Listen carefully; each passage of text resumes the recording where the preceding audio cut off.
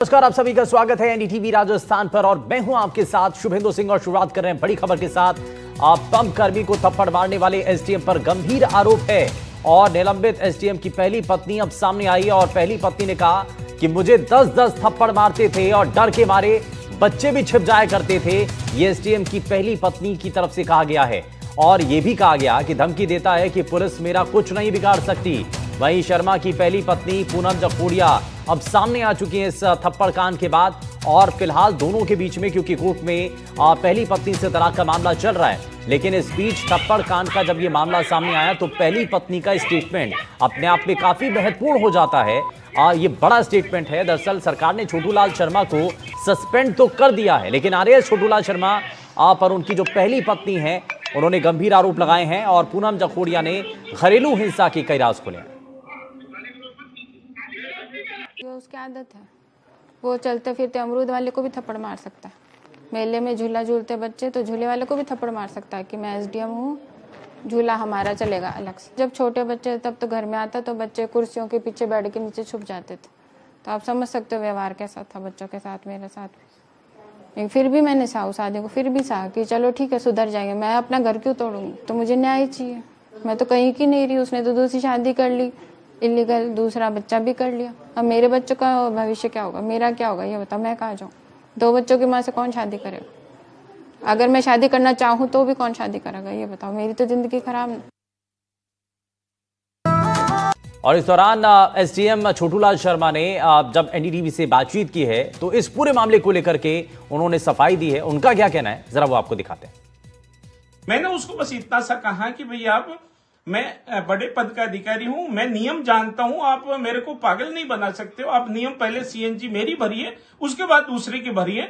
और मेरी वाइफ को इन्होंने इतना अभद्रता से ऐसा करते हैं और ऐसा गलत बोलते हैं, ऐसे लोगों को पुलिस में अरेस्ट भी किया, उनके विरुद्ध कार्रवाई की है पुलिस ने। तो पेट्रोल पंप का कार्मिक था, उसका मैनेजर था, उसने इस मेरी वाइफ को आंख मारी, जो जैसा इसने मेरे को गाड़ी में बताया।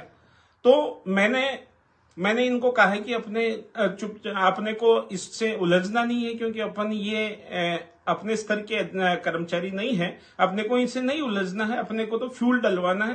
तो उन्होंने हमारी गाड़ी में फ्यूल नहीं डाल के मेरे बच्चों को और उनको साइड में खड़ा करके और पीछे की गाड़ी में जब फ्यूल डालना चालू किया, जब क्योंकि मुझे पता था कि ये पहले ही ये हरकत, उसका इंटेंशन साफ जाहिर हो रहा था। इसका फिर वीडियो और इसका फोटो खींचने के लिए वो आया और इससे अभद्रता करने लगा।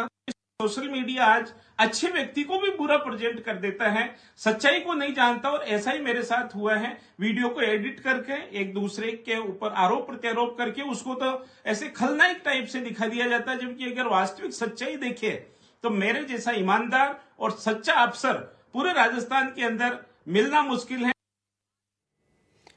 और थप्पड़ कांड को लेकर पेट्रोल पंप पर मौजूद पेट्रोल पंप कर्मचारियों का इस पर क्या कहना है वो भी आपको दिखाएंगे, लेकिन एक रिपोर्ट आपको जरा इस मामले पर दिखाते हैं। छिंदवाड़ा अजमेर राजमार्ग पर 21 अक्टूबर की शाम को एक घटना हुई। पेट्रोल पंप पर सीएनजी गैस भराने को लेकर विवाद हुआ। विवाद में एक आरएएस अफसर और पेट्रोल पंप पर जो कर्मचारी हैं उनके बीच में हाथापाई हुई।